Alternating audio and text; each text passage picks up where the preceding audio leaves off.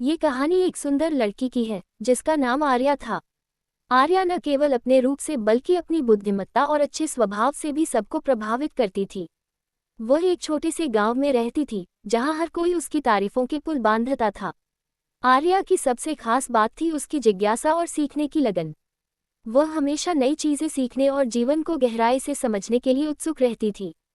उसकी उम्र अभी केवल 18 साल थी, लेकिन उसकी सोच और समझदारी उससे कहीं अधिक गहरी थी। गांव के लोग अक्सर उसकी सुंदरता की चर्चा करते थे, लेकिन आर्या के लिए उसकी सबसे बड़ी ताकत उसकी ज्ञान पिपासा थी। वह दिन रात किताबें पढ़ती, नई नई जगहों पर जाती और वहां के लोगों से बातें करती।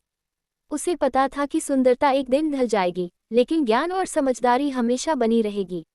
आर्या का सपना था कि वह बड़े शहर जाकर अपनी शिक्षा पूरी करे और कुछ ऐसा करे जिससे उसके गांव का नाम रोशन हो।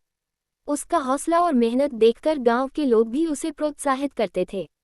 धीरे धीरे समय बीतता गया और आर्या ने अपनी कड़ी मेहनत और दृढ़ संकल्प से एक प्रतिष्ठित विश्वविद्यालय में प्रवेश पा लिया।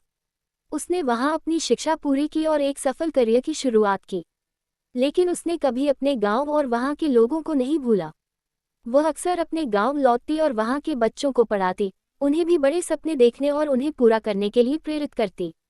आर्या की कहानी इस बात का प्रतीक है कि असली सुंदरता केवल चेहरे में नहीं, बल्कि सोच, समझ और दूसरों की भलाई के लिए किए गए कार्यों में होती है। उसकी यात्रा ने साबित किया कि जब युवा लड़कियां अपने सपनों का पीछा करती हैं, तो वे न केवल अपना जीवन बदल सकती हैं, बल्कि अपने समाज और देश का भविष्य भी उज्जवल कर सकती हैं।